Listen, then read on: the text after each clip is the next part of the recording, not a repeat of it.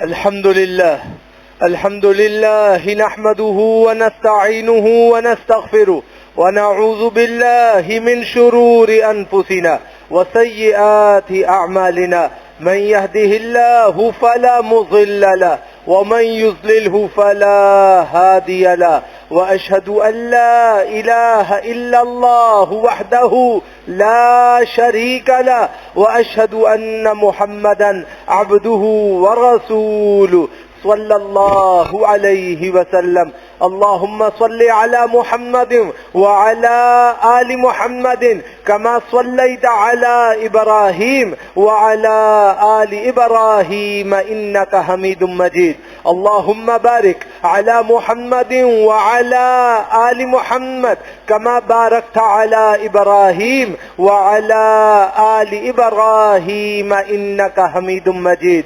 أعوذ بالله من الشيطان الرجيم وبوجهه الكريم وسلطانه القديم من الشيطان الرجيم من حمزه ونفخه ونفسه. بسم الله الرحمن الرحيم. يا أيها الذين آمنوا اتقوا الله حق تقاته ولا تموتن إلا وأنتم مسلمون.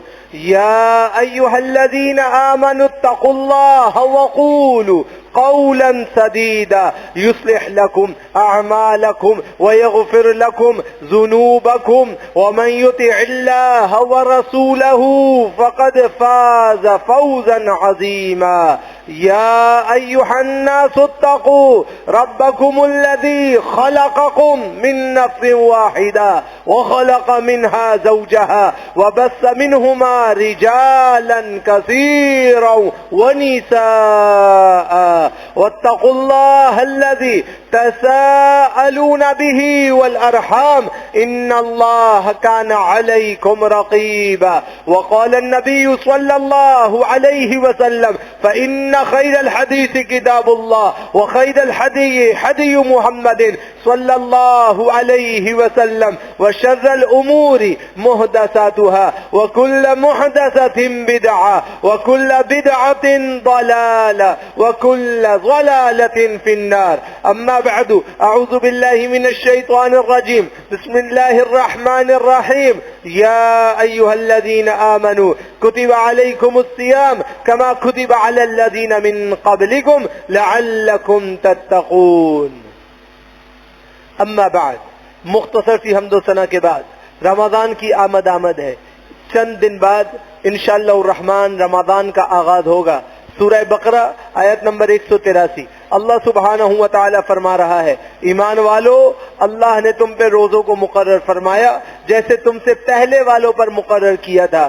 اللہ تم سے یہ چاہتا ہے کہ ان روزوں کے بدلے میں تمہارے اندر پرہیزگاری پیدا ہو جائے.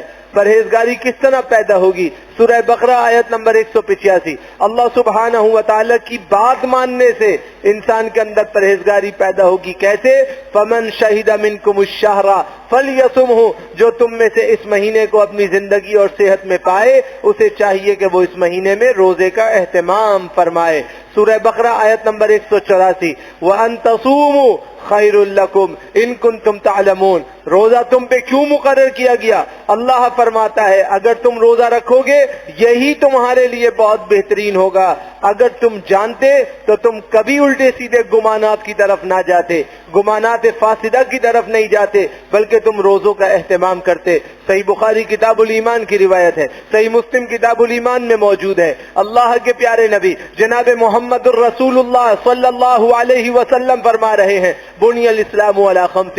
اللہ نے اسلام کی بنیاد 5 ستونوں پہ رکھ دی ہے. شہادت اللہ الہ الا اللہ، اس بات کی گواہی دینا کہ اللہ کے سوا کوئی معبود نہیں. وان محمدا عبدہ ورسولہ، اس بات کی گواہی دینا کہ محمد صلی اللہ علیہ وسلم پہلے اللہ کے بندے پھر اس کے رسول ہیں. نمبر 2 واقام الصلاۃ، نماز کا اقامت کے ساتھ ادا کرنا. وایتاء الزکات، زکات کو مسلسل سال ہونے پر نصاب زکات ہونے پر زکات کی ادائیگی کرنا. والحج، اور حج من استطاع الیہ سبیلا رکھنے کی صفت کے ساتھ ادا کرنا. وصوم رمضان، اور رمضان کے روزوں کا اہتمام کرنا. جب انسان اس بات کا اہتمام کرتا ہے تو پھر اللہ سبحانہ و تعالیٰ کے ہاں وہ مقرب بھی ہو جاتا ہے۔ جناب عبداللہ بن عمر رضی اللہ تعالیٰ عنہ فرما رہے ہیں، اللہ کے پیارے نبی جناب محمد الرسول اللہ صلی اللہ علیہ وسلم نے ارشاد فرمایا، اذا رأیتموہ فصوموا، جب تمہیں چاند نظر آ جائے کرے، صحیح بخاری صحیح مسلم کتاب الصیام کی روایت ہے، جب تمہیں چاند نظر آیا کرے تو تم کیا کیا کرو؟ فصوموا، تم روزہ رکھنا شروع کر دیا کرو۔ وہ ابی مالک رضی اللہ تعالی عنہ سے روایت ہے، کہتے ہیں اللہ کے پیارے نبی جناب محمد الرسول اللہ صلی اللہ علیہ وسلم نے فرمایا، جنت میں اللہ نے ایک اونچا بالا خانہ، ایک اونچا کمرہ، اونچا گھر بنایا ہے، جس کا ظاہر بھی باطن ہے، باطن بھی ظاہر سے نظر آتا ہے، نیچے سے اوپر، اوپر سے باہر کا سب نظر آتا ہے۔ یہ اللہ تعالیٰ نے اتنا حسین و جمیل اس شخص کے لیے تیار کیا ہے جو لوگوں کو کھانا کھلاتا ہے، نرمی سے بات کرتا ہے اور پے در پے روزے رکھنے کا اہتمام کرتا ہے، اور اس وقت نماز پڑھنے کا اہتمام کرتا ہے جب سارے کے سارے لوگ سو رہے ہوں، تو اللہ رب العالمین اس عبادت کو اتنا پسند فرماتا ہے کہ اس کے لیے وہ اعلیٰ بالا خانے مقرر فرما دیتا ہے۔ اور جو رمضان کے فرضی روزے رکھنے کا اہتمام کرتا ہے اس کی شان اس سے بھی بہت زیادہ ہے۔ لہذا انسان کو کیا چاہیے؟ انسان کو چاہیے خیال کرے۔ مسند امام احمد کی صحیح درجے کی روایت تھی جو میں نے ابھی آپ کے سامنے پیش کر دی، جناب ابو ہریرہ رضی اللہ تعالیٰ عنہ حدیث کے راوی ہیں، کہتے ہیں اللہ کے پیارے نبی علیہ الصلوۃ والسلام نے فرمایا، صحیح بخاری کی روایت ہے، ان اعرابیا اتى النبي صلی اللہ علیہ وسلم فقال دلنی علی عمل اذا عملته دخلت الجنہ، بدو دیہاتی آیا، کہنے لگا چھوٹا شارٹ کٹ عمل بتا دیجئے جس سے ڈائریکٹ جنت میں جاؤ۔ قال، اللہ کے نبی علیہ السلام نے فرمایا، تعبد اللہ لا تشرک به شیئا، اللہ کی ایسی عبادت کرو اللہ کے ساتھ کسی کو شریک نہ ٹھہراؤ، وتقیم الصلاۃ المکتوبہ، فرض نمازوں کو پابندی سے وقت پہ ادا کر دو، وتؤدی الزکات، زکاتوں کی پابندی سے ادائیگی کرو، المفروضہ، جو اللہ نے تمہارے اوپر فرض کیا ہے، وتصوم رمضان، تم رمضان کے روزے رکھو، والذی نفسی بیدہ، وہ شخص کہنے لگا اس ذات کی قسم ہے جس کے قبضے میں میری جان ہے، لا ازید علی ھذا، اس کے علاوہ کچھ نہیں کروں گا۔ فلما ولا، جب وہ پلٹا، قال النبی صلی اللہ علیہ وسلم، اللہ کے نبی علیہ السلام نے فرمایا، من سرہ ان ينظر الى رجل من اہل الجنۃ فلینظر الى ھذا، جو چاہتا ہے جنتی کو دیکھے اپنی آنکھوں سے وہ اس شخص کو دیکھے۔ اگر کسی نے یہ عمل کیا اللہ سبحانہ و تعالی اسے جنت الفردوس میں داخل کر کے رہے گا، اور اس کے اور جنت کے درمیان کوئی حد فاصلہ مقرر نہیں ہو سکتی ہے۔ لہذا معلوم یہ ہوا کہ جب رمضان کے روزے صحیح العقیدہ اور صحیح نیت کے ساتھ رکھنے کا اہتمام کیا جائے تو انشاءاللہ الرحمن باقی اعمال کو بروکار لاتے ہوئے اللہ سبحانہ و تعالی جنت کے دروازوں کو کھول دیتا ہے۔ اسی لیے جناب شداد ابن اوس رضی اللہ تعالیٰ عنہ کہتے تھے، سمعت رسول اللہ صلی اللہ علیہ وسلم، میں نے اللہ کے نبی علیہ السلام سے سنا، ترغیب و ترہیب میں امام منذری رحمہ اللہ نے ذکر کیا، من صلی یرائی فقد اشرک، اگر کسی نے لوگوں کو دکھانے کے لیے نماز پڑھی گویا کہ وہ شرک کر رہا ہے، من صام یرائی، جس نے روزہ رکھا لوگوں کو دکھانے کے لیے فقد اشرکا، اس نے بھی شرک کیا، ومن تصدق یرائی، اور جو صدقہ کرتا ہے لوگوں کو دکھلانے کے لیے فقد اشرکا، اس نے بھی شرک کیا۔ تو روزے کا مقصود یہ ہو کہ مجھے اللہ کو راضی کرنا ہے، یہ مقصود نہ ہو کہ پورا ملک روزے رکھ رہا ہے تو مجھے بھی رکھنا ہے، پورا خاندان رکھ رہا ہے تو مجھے بھی رکھنا ہے، سارا کا سارا کنبہ رکھ رہا ہے تو مجھے بھی رکھنا ہے، یہ مقصود نہیں ہونا چاہیے۔ مقصود یہ ہونا چاہیے کہ اس روزے کے بدلے میں مجھے اللہ سبحانہ و تعالی کی رضا مطلوب ہے اور اللہ کی محبت مطلوب ہے۔ سنن ابن ماجہ کتاب الزہد میں صحیح درجے کی روایت ہے، جناب ابو ہریرہ رضی اللہ تعالیٰ عنہ حدیث کے راوی ہیں، فرماتے ہیں، قال رسول اللہ صلی اللہ علیہ وسلم، قال اللہ عز وجل، انا اغنى الشرکاء عن الشرک، اللہ فرماتا ہے، حدیث قدسی ہے، میں بیزار ہوں ان تمام لوگوں سے جو میرے ساتھ کسی اور کو شریک ٹھہرائیں، فمن عمل لی عملا اشرک فیہ غیری، جس نے کوئی بھی عمل کیا خواہ وہ قلیل ہو کثیر ہو، تعداد میں کم ہو یا زیادہ ہو، مگر اس میں غیر اللہ کو داخل کیا، فَأَنَا مِنْهُ بَرِيءٌ، میں اس سے بالکل لا تعلق اور بیزار ہوں. وَهُوَ لِلَّذِي أَشْرَكَ، اب اس کا اجر اس سے مانگے جس کو دکھانے کے لیے رکھا تھا، مجھ سے کوئی اجر کی توقع نہ کرے کیونکہ اس نے میرے لیے نہیں رکھا تھا. تو رمضان کے روزوں میں اخلاص شرط ہے، اللہ رب العالمین کی رضا شرط ہے، اللہ رب العالمین کو راضی کرنا شرط ہے. جب انسان اس بات کا اہتمام کرتا ہے تو پھر اللہ سبحانہ و تعالی درجہ بلند فرما دیتا ہے. رمضان المبارک کا وہ مہینہ، سورہ بقرہ آیت نمبر 185، اللہ فرما رہا ہے شہر رمضان الذی انزل فیہ القرآن، یہ رمضان وہ مہینہ ہے جس کو اللہ تعالی نے اتنا نمایاں مقام دیا ہے کہ قرآن کے نزول کے لیے اللہ نے اس مہینے کو منتخب فرمایا ہے. امام ابن کثیر رحمہ اللہ امام احمد بن حنبل رحمہ اللہ سے ایک روایت نقل فرماتے ہیں جس میں لکھا ہے کہ اللہ کے نبی علیہ السلام کی حدیث سے ثابت ہوتا ہے کہ تمام آسمانی کتابیں اللہ رب العالمین نے جس مہینے میں نازل کی ہیں وہ بالاتفاق رمضان المبارک کا مہینہ ہے. اللہ نے تمام انبیاء پر اسی مہینے میں اپنے صحیفوں کو اور کتابوں کو نازل فرمایا.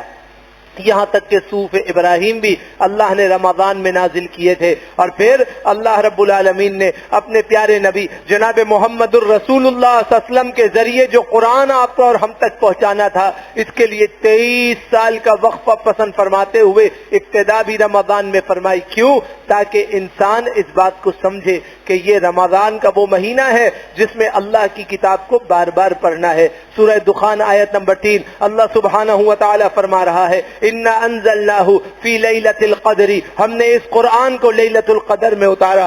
انا انزلناہ فی لیلۃ المبارکہ، سورۃ الدخان انا انزلناہ فی لیلۃ المبارکہ، ہم نے اس قرآن کو لیلۃ المبارکہ میں نازل کیا ہے. وہ لیلۃ المبارکہ اصل میں سورہ قدر میں ذکر ہے کہ وہ کیا ہے، انا انزلناہ فی لیلۃ القدر، وہ ہم نے قرآن اسی لیلۃ القدر میں اتارا جس کو سورہ دخان میں لیلۃ المبارکہ کہا. انا کننا منذرین، سورہ دخان میں اللہ کیا فرمایا کہ بے شک ہم ہی ہیں اس کتاب کے ذریعے انسانوں کو ڈرانے والے، ہم ہی اس کے ذریعے لوگوں کو ڈراتے ہیں. قرآن کے اندر ایسا ڈراوا ہے کہ اگر آپ ڈر گئے تو جنت پکی.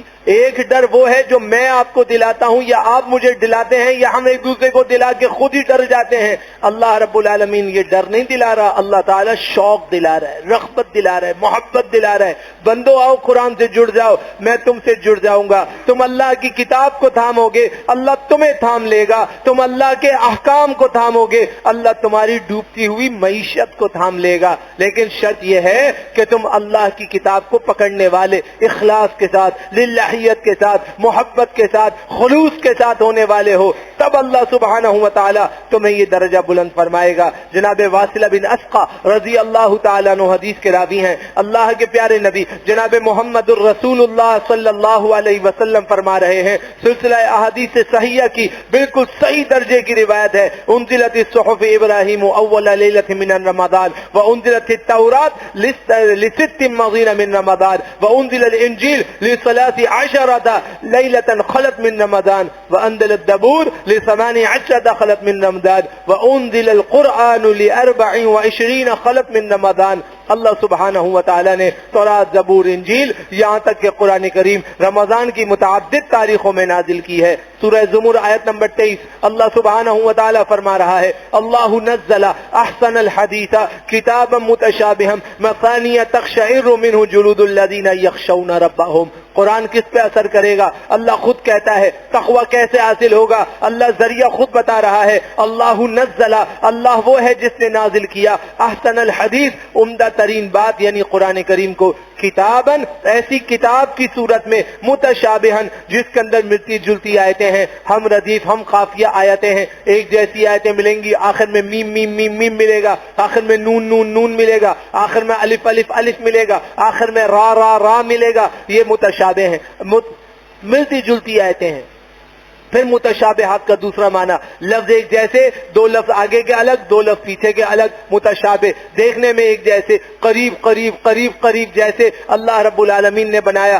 آیت قریب قریب، ایک لفظ بدل گیا. اللہ نے متشابہات بنائے. اللہ نے یہ کتاب ایسی بنائی جس میں ملتے جلتے الفاظ ہیں. کیوں؟ تاکہ یاد کرنے میں آسانی ہو، پڑھنے میں آسانی ہو۔ یہ جو ہمارے حفاظ ہیں یہ سمجھتے ہیں کہ متشابہات زیادہ مشکل ہیں۔ اللہ کے بندو، متشابہات سے ہی تو کتاب میں آسانی پیدا ہوتی ہے، کیونکہ پچھلی آیت یاد ہے، اب صرف آیت کا ایک لفظ یاد کرنا ہے اور مقام یاد کرنا ہے۔ پچھلی آیت تو اللہ نے پہلے سے یاد کرائی ہے۔ جو لوگ کہتے ہیں قرآن یاد نہیں ہوتا، اللہ نے ان کے لیے قرآن اتنا آسان کیا ہے کہ آدھا تو پہلے یاد کرا دیا، اب جو آدھا بچا ہے وہ متشابہات پہ ہے، اس کے اندر ایک لفظ، دو لفظ، تین لفظ، چار لفظ یاد کرنے، باقی تو پیچھے یاد ہوا ہے۔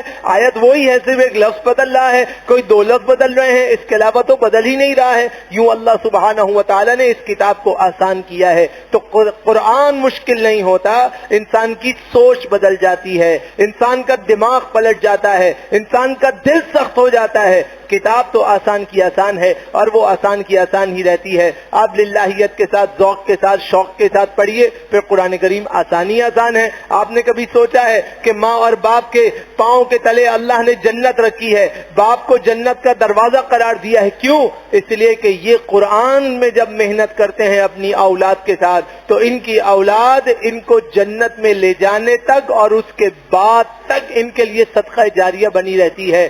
انہوں نے اٹھایا تھا قرآن یاد کرنے کے لیے، انہوں نے بھیجا تھا قرآن پڑھنے کے لیے، انہوں نے محنت کی تھی قرآن کا اہتمام کرنے کے لیے۔ اب بچہ جب تک پڑھتا رہے گا یا بچے کے بچے جب تک پڑھتے جائیں گے، ان کا کھاتا چل رہا ہے، ان کا ثواب چل رہا ہے، ان کا درجہ چل رہا ہے، ان کا پہیہ گھوم رہا ہے، وہ رکنے کا نام ہی نہیں لے رہا۔ وہ استاد جس نے سب سے پہلے مدرسہ کھول لیا، اس کے انتقال کو تو کئی ہزار سال ہو گئے ہوں گے یا اس سے بھی زیادہ ہو گئے ہوں گے، اس کا ثواب چل رہا ہے۔ کیوں؟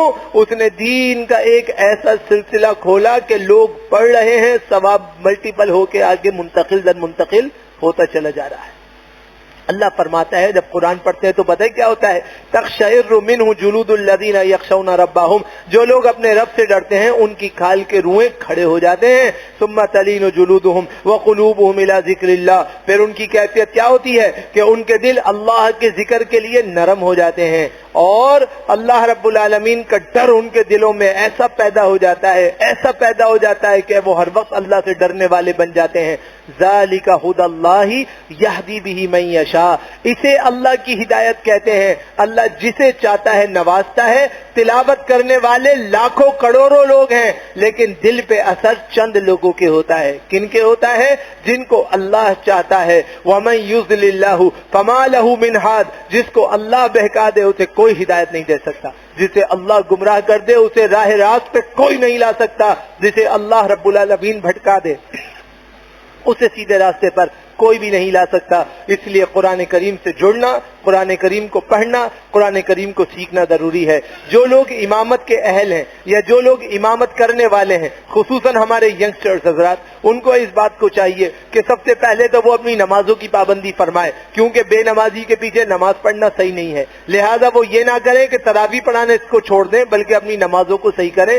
فجر کو فجر کے وقت پہ پڑھیں، جماعت کے ساتھ پڑھیں، ہمت کریں۔ نماز پڑھانی ہے، کوئی کھیل نہیں ہے۔ یہ جو امام ہوتا ہے یہ امام پوری نماز کو کھینچنے والا ہوتا ہے۔ الامام جنہ، یہ امام ایک ڈھال کی طرح ہے جو شیطان کی حرب کو روکتا ہے۔ اب امام صاحب جو ہے خود نماز پڑھے نہیں اور تراویح کے لیے مصلی پہ آ جائے تو پھر اس کے پیچھے نماز کہتے ہوگی۔ لہذا خیال رکھیے، جو حضرات تراویح پڑھانے کے خواہش مند ہیں، سننے کے خواہش مند ہیں، پڑھنے کے خواہش مند ہیں، سارے کے سارے مسلمانوں کو چاہیے اپنی نمازوں کا اہتمام فرمائیں، اپنی نمازوں کو صحیح کر لیں۔ دوسری بات ہمیشہ یاد رکھیں، جو حفاظ صاحبان ہیں وہ اس بات کا اہتمام کریں کہ اگر ان کے منہ سے کسی بھی قسم کی اسمیل تھرو ہو رہی ہے، فرشتے ان کے قرآن کو لے کے اوپر نہیں جائیں گے۔ یہ بات طے شدہ ہے کہ جب منہ سے بو آ رہی ہوتی ہے تو فرشتہ قربت نہیں کرتا۔ اللہ کے نبی علیہ السلام نے اختتامی وقت تک اپنے آپ کو مسواک کے ساتھ وابستہ رکھا اور منہ کی صفائی کا اہتمام کیا، اور صحابہ کرام نے پوچھا کہ آپ اس قدر زحمت کیوں اٹھاتے ہیں؟ فرمایا انی اناجی من لا تناجی،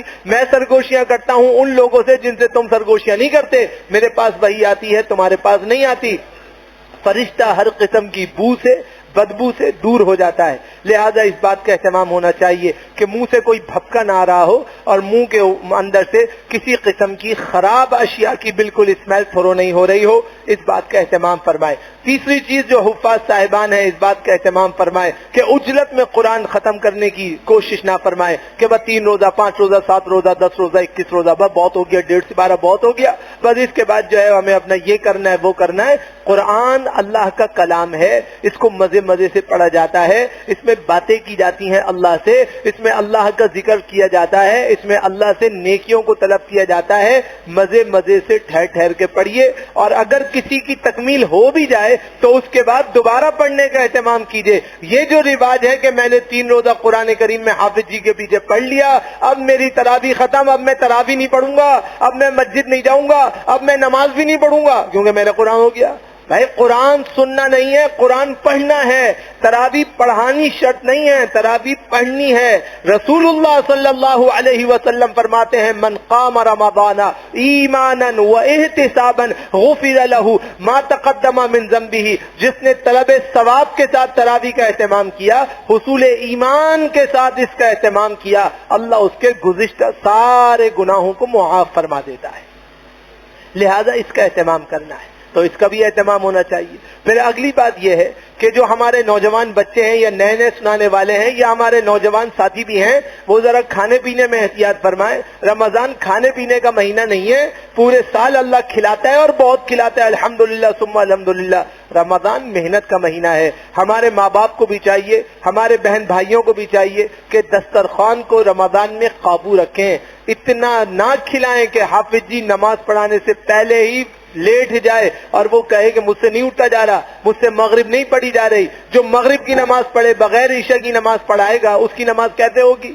یا مغرب عشاء کے ساتھ پڑھے گا اس کی پیچھے نماز کیسے ہوگی؟ ذرا خود سوچنے کی بات ہے. تو جو کھانا اور پینا ہے یہ ساری چیزیں نماز کے بعد ہونی چاہیے. تراویح پڑھ کے آئیے، جو کھانا ہے کھائیے، کوئی مسئلہ نہیں ہے، لیکن افطاری کے بعد پانی بہت زیادہ پینا، بہت زیادہ کھانا اور پینا یہ حفاظ کے لیے زہر قاتل ہے. اس سے اجتناب فرمائیے. اس طرح کی کوئی حرکت نہ کیجیے جس سے نماز بوجھل ہو جائے، پیٹ پھول جائے کہ نماز پڑھنا ہی دشوار ہو جائے کہ اب اٹھا ہی نہیں جا رہا. یہ فطرت ہے، طبیعت ہے، اس کا اہتمام ہونا چاہیے. حفاظ کو چاہیے کہ مسجد میں انتظار نہ فرمائیں کہ امام صاحب کا سلام پھرے تو میں مسجد میں داخل ہوں. کوشش فرمائیں کہ اس وقت آئیں جب تکبیر التحریمہ نہ ہوئی بھی ہو، تو تکبیر التحریمہ سے پہلے پہلے مسجد میں آئیں تاکہ جماعت کو جماعت کے حسن کے ساتھ پڑھیں. کیونکہ اب انہوں نے آگے بڑھنا ہے، انہوں نے نماز پڑھانی ہے. شرعی عذر ہے، کوئی اور وجہ ہے، کسی وجہ سے ہوگی تاخیر تو اللہ معاف کرنے والا ہے، لیکن عادت بنا کے رواجن مروجن یہ کرنا صحیح نہیں. اسی طرح حفاظ ایک اہم غلطی کرتے ہیں کہ قریب مسجد ہے، گھر میں تراویح سنا رہے ہیں، وہ کہتے ہیں میں مسجد میں نماز پڑھنے تو نہیں جاؤں گا، میں تو اپنی نماز عشاء گھر میں پڑھاؤں گا. یہ غلط ہے. جب آپ کے گھر کے قریب مسجد ہے آپ جماعت سے نماز پڑھیے، تراویح اپنے گھر میں آن کے پڑھائیے، کوئی حرج نہیں ہے، نفل ہے تراویح. لیکن فرض نماز تو مسجد میں پڑھنے جاؤ. اب ہیلا کیا ہے کہ لوگ مشکل میں آ جاتے ہیں، لوگوں کو بھی مسجد لے کے جاؤ. اگر عورتوں کا مسئلہ ہے تو کوئی ایک عورت نماز کی امامت کر لے، عورتوں کی بات ختم، اس میں کوئی حرج نہیں ہے. لیکن یہ عمل کرنا کہ میں گھر میں نماز پڑھوں گا اور میں انتظار کروں گا کہ میں اپنی مرضی سے نماز پڑھاؤں، یا اذان شروع ہوئی اللہ اکبر ہوئی اور دھڑ سے نماز شروع کر دی کہ بھائی مجھے جلدی فارغ ہونا ہے، یہ دونوں ہی صورتوں میں افراط و تفرید ہے اور یہ دونوں ہی چیزیں غیر مناسب ہیں. اس بات سے اجتناب کی بہت زیادہ ضرورت ہونی چاہیے. انسان طریقے پہ رہے، جو طریقہ شریعت میں مقرر کیا ہے اس کا اہتمام کرے اور اس کے اندر لوازمات شرعی کا اہتمام کرے. قرآن پڑھ رہا ہے تو اس طرح پڑھے کہ اللہ سے باتیں کرنی ہیں، اپنی سپیڈ دکھائی.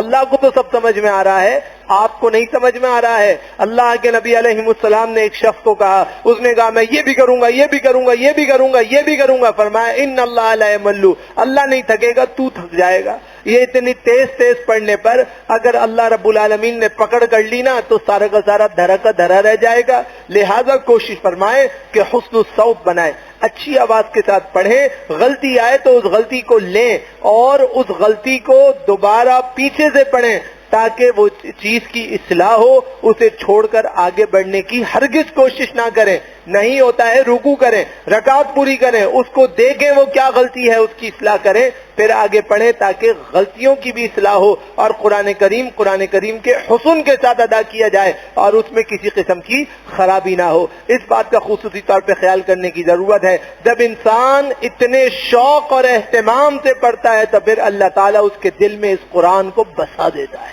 پھر انسان تلاوت نہیں کر رہا ہوتا، اللہ سے باتیں کر رہا ہوتا ہے، پھر اللہ سے ایسی ڈائریکٹ ڈائلنگ ہو رہی ہوتی ہے کہ جو پیچھے کھڑے ہیں ان کا بھی دل اللہ کے آگے دھک دھک کر رہا ہوتا ہے، اور جو آگے پڑھا رہا ہے اس کا بھی دل اللہ سے دھک دھک کر رہا ہوتا ہے۔ پھر اس سے یہ ہوش نہیں ہوتا کہ پیچھے کیا ہو رہا ہے، دائیں کیا ہو رہا ہے، بائیں کیا ہو رہا ہے، فلاں کیا کہے گا اور ڈھماکہ کیا کہے گا، مجھے جانا ہے، مجھے یہ کرنا ہے۔ اس کو یہ ہوتا ہے کہ میرا اللہ کیا کہے گا۔ وہ اپنے رب کو راضی کرنے کے لیے ایسا اٹھ رہا ہوتا ہے کہ ابھی اس کی نماز نہیں ختم ہوتی کہ اس کی مغفرت کے اعلانات ہو رہے ہوتے ہیں۔ اللہ سبحانہ و تعالی اتنا بڑا درجہ فرماتا ہے، اسی لیے اللہ کے نبی علیہ الصلوۃ والسلام فرماتے ہیں کہ الصیام والقرآن یشفعان للعبد یوم القیامہ، رمضان اور قرآن یہ دونوں کیا ہیں؟ یہ دونوں انسان کی بخشش کے ذریعے ہوں گے قیامت کے دن۔ یقول الصیام اے ربی اننی منعتہ الطعام والشہوات فشفعنی فیہ، روزہ کہے گا اللہ اس نے میری وجہ سے اپنی شہوت نفسانی کو چھوڑا، میری وجہ سے کھانے پینے کو چھوڑا، آپ میری سفارش اس کے حق میں قبول فرمائے۔ ویقول القرآن، اور قرآن کہے گا منعتہ النوم باللیل فشفعنی فیہ، اللہ میں نے اس کو رات کو سونے نہیں دیا، میں نے اس کو کہا کہ مجھے پڑھو، اس نے میرے پڑھنے کا اہتمام کیا۔ فیشفعان، اللہ تعالیٰ ان دونوں چیزوں کی سفارش کو اپنی رحمت سے قبول فرمائے گا۔ اس کا مطلب کیا ہے کہ سفارش قبول ہوگی۔ یہ ہمارے حفاظ کے اندر ایک اور کمی اور کوتاہی ہے کہ بشری تقاضے تو سب کے اندر موجود ہیں، دن کو کاروبار پہ اور محنت پہ اور مزدوری پہ ہوتے ہیں، پھر تراویح مسجد میں پڑھنے کے بجائے کہتے ہیں جی ہم تو اپنی انفرادی پڑھیں گے۔ اچھی بات ہے، پڑھو۔ پھر کیا ہوتا ہے جی عشاء کی نماز بھی پڑھ لی، عشاء کی نماز پڑھی، جب تراویح ہو رہی ہے باتوں میں وقت گزارا، اور پھر گھر جانے کے بعد تو نیند بہت آ رہی ہے، نفل ہے کوئی بات نہیں چھوڑ دی، ایک دن کی تراویح گئی، اب جس کی ایک دن کی تراویح گئی اس کے پورے رمضان کی تراویح گئی۔ وہ پڑھنے کی ہمت ہی نہیں، سو گیا گھر جا کے، کہتا ہے کوئی بات نہیں کل پڑھوں گا، دوسرے دن شیطان کہتا ہے اس سے پہلے سو جا، پھر تیسرے دن کہتا ہے آج تو ضرور پڑھوں گا، پھر گئی بس پڑھ لی تراویحاں۔ بھائی ایسا معاملہ نہیں کرے، اگر آپ نے اپنی پڑھنی ہے تو پھر پڑھ کے دکھائیے۔ کیوں؟ من قام رمضان، جس نے رمضان کا قیام کیا طلب ثواب کے لیے، اس کے گزشتہ گناہ معاف ہوں گے۔ معافی ملے گی تو معیشت صحیح ہوگی، ورنہ کسی کا اچھا بھی آگے اس معیشت کو صحیح نہیں کر سکتا، کیونکہ اللہ ناراض ہے، اللہ ناراض ہے۔ آپ کے خزانے کو کسی بھی طرح سے بھر دیا جائے نا، آپ کے اور ہمارے معاملات اس وقت تک صحیح نہیں ہوں گے جب تک اللہ خود اپنی ناراضگی کو ختم نہ فرما دے۔ اللہ ناراض ہے تو ہر چیز بگڑ رہی ہے، ہر چیز بگڑ رہی ہے۔ سب سے معتبر آپ کا دین ہے، جب وہ اپنی جگہ سے بگڑنا شروع ہو گیا تو دنیا کی تو کوئی اوقات اور حیثیت ہی نہیں ہے۔ اسی لیے اللہ کے پیارے نبی جناب محمد الرسول اللہ صلی اللہ علیہ وسلم ارشاد فرمایا کرتے تھے، جس کا خلاصہ امام مالک رحمہ اللہ یوں فرماتے تھے، ھذا شہر القرآن لا کلام فیہ الا مع القرآن۔ امام مالک رحمہ اللہ سے جب کوئی سوال پوچھا جاتا، محدث مدینہ، سب سے بڑے محدث، سب سے بڑے امام، جب ان سے کوئی بات پوچھی جاتی اور رمضان کا چاند نظر آ جاتا ان کی ہونٹ بند ہو جاتے تھے، یہ کسی سے بات نہیں کرتے تھے۔ اب کوئی بہت زور لگاتا تو کہتے ھذا شہر القرآن، یہ قرآن کریم کا مہینہ آ گیا ہے، لا کلام فیہ الا مع القرآن، کوئی بات چیت نہیں ہو سکتی، بات چیت ہوگی تو بس وہی ہوگی جو قرآن پڑھنے میں ہوگی، ہم تو قرآن پڑھیں گے اس کے علاوہ کوئی بات نہیں کریں گے۔ تم کسی اور سے پوچھ لو بھائی، ہم تو قرآن کے لیے اپنے آپ کو وقف کریں گے۔ اب سوچیں، ایک آدمی امت میں اللہ نے اس کو منتخب کیا، اپنے نبی کے منبر پر بٹھایا کہ اپنے نبی کی حدیثیں پڑھاؤ، وہ عام آدمی نہیں ہو سکتا۔ حدیث کو پڑھانا ایک بہت بڑا اعزاز ہے، اور منبر رسول پہ بیٹھ کے پڑھانا اس سے بڑا اعزاز ہے، اور روزانہ پڑھانا اس سے بڑا اعزاز ہے جو اللہ نے امام مالک بن انس رحمہ اللہ کو دیا۔ اور امام مالک رمضان میں ایک لفظ کسی سے بات نہیں کرتے تھے کہ بس رمضان قرآن کا مہینہ ہے ہم تو تلاوت میں وقت لگائیں گے۔ اور ہم کیا کرتے ہیں؟ ہم کہتے ہیں بھائی پورے سال پڑھتے رہتے ہیں، کیا ہے تراویح تو ہے اب پڑھ لیں گے۔ ایک نیا ٹرینڈ چل رہا ہے بچوں میں، یہ جتنے ہمارے ینگسٹرز بڑے بڑے ہونے شروع ہو گئے، ان میں ایک نیا ٹرینڈ ہے، کہتے ہیں تراویح کے لیے مسجد جانے کی کیا ضرورت ہے، گھر میں پڑھ لو۔ بھائی کہیں بھی پڑھو، پڑھو تو صحیح۔ یہ مسجد سے گھر اور گھر سے نہ پڑھنے کی طرف سفر ہے، کیونکہ سوشل ایکٹیویٹیز ہیں. جو سوشل ایکٹیویٹیز ہیں یہ سارے کے سارے عبادت کے وقت تو پوڈ کاسٹ میں لگے ہوتے ہیں. یہ عبادت کب کرتے ہیں؟ یہ بڑی بڑی باتیں کرنے والے اپنے آپ کو اللہ کے لیے وقف کب کرتے ہیں؟ یہ تو باقاعدہ کسی ادارے سے دینی تعلیم یافتہ بھی نہیں ہوتے. اور ان کی کیفیت کیا ہے کہ انہوں نے 2-4 کتابیں پڑھی، یا بولنے کا ڈھنگ آیا، یا جاہلوں کے سامنے ایک ایسی مثال ہوتی ہے جیسے اندھوں میں کانا راجا ہوتا ہے، اس طرح یہ بیچارے راجا بن کے گھومتے ہیں، کسی عالم کے سامنے ایک لمحے بھی نہیں بیٹھ سکتے. آپ سوچئے کہ لوگ یہ کہتے ہیں ہم یہ کر لیں گے، ہم یہ کر لیں گے. یہ ساری چیزیں عمل سے دور کر رہی. عمل کیجئے، عمل کیجئے، تراویح پڑھیے، رمضان کا روزہ رکھیے، رمضان کے روزوں کا حق ادا کیجئے. جب تک آپ اس کا حق ادا نہیں کریں گے اس وقت تک کامیابی نہیں ملے گی. لطائف المعارف میں امام ابن شہاب زہری رحمہ اللہ کے بارے میں موجود ہے، جو اپنے وقت کے بڑے امام اور حافظ الحدیث تھے. فرمایا کہ یہ قرآن کریم تلاوت کا مہینہ ہے اور افطاری اور سحری میں کھانا کھلانے کا مہینہ ہے. فرماتے تھے یہ 2 کام کرنے ہیں، اس کے علاوہ تیسرا کام نہیں کرنا. عبادت کے علاوہ کوئی کام نہیں کرنا. یا خدمت کرنی ہے تو لوگوں کو سحری افطاری کھلاؤ، لوگوں کو کھانا کھلاؤ، اس کے علاوہ کچھ کام نہیں کرنا. اب سحری افطاری کھلانے والے بھی اس بات کا اہتمام نہیں کرتے کہ بھائی ان کی عبادت خراب ہو رہی ہے، جی ہم نے سحری کا اہتمام کرنا ہے. سب کرو، سحری کھلاؤ، افطاری کھلاؤ، مگر نماز تو پڑھو، تراویح تو پڑھو، عبادت تو کرو، اپنے وقت پر اللہ کو راضی تو کرو. اللہ یہ نہیں پوچھے گا تم نے کھانا کھلایا یا نہیں کھلایا، اللہ یہ پوچھے گا تم نے عبادت کی یا نہیں کی.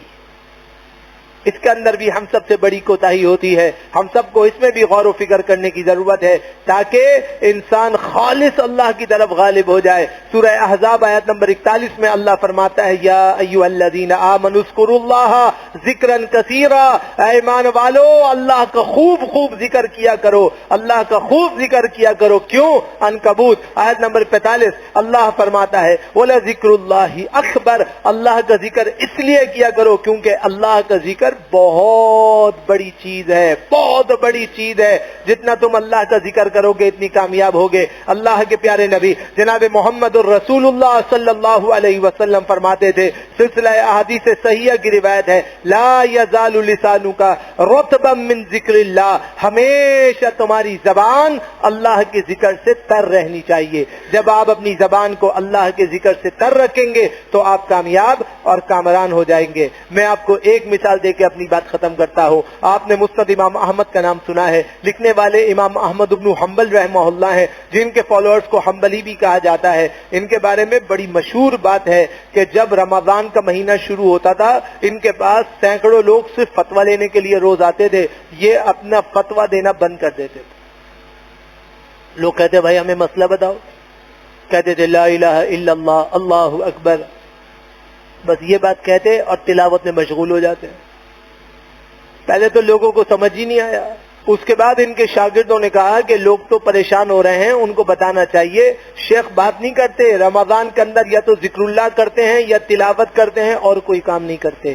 ان کو کہا جاتا کہ آپ رمضان کے بعد تشریف لے آئیں. شیخ جو ہے وہ تلاوت میں مصروف ہیں اور خود بھی تلاوتوں میں مصروف ہو جایا کرتے تھے. تو اتنا ذکر، اتنا ذکر، اتنا تلاوت کا اہتمام ہونا چاہیے کہ اللہ سبحانہ و تعالیٰ کے ہاں درجہ بلند ہو جائے. ہم رمضان میں لڑتے ہیں، گالیاں دینا، فحش حرکتیں کرنا، پڈے کرنا، جھگڑے کرنا، الٹی سیدھی حرکتیں کرنا، عبادتوں کو ضائع کرنا، رات رات بھر باہر بیٹھنا اور الٹی سیدھی اشیاء کو کھانا اور پینا، یہ تمام چیزیں غیر مناسب ہیں. ان تمام باتوں سے خود کو بچائیے تاکہ یہ رمضان انشاءاللہ تعالی ماہ غفران بنے، بخشش والا رمضان بنے، تاکہ اللہ سبحانہ و تعالیٰ کے ہاں کامیابی اور کامرانی مل جائے. اللہ سے دعا کرتا ہوں رب ذوالجلال مجھے آپ کو ہم سب کو کما قہو مکمل شریعہ پہ مضبوط عمل کرنے کی توفیق عطا فرمائے.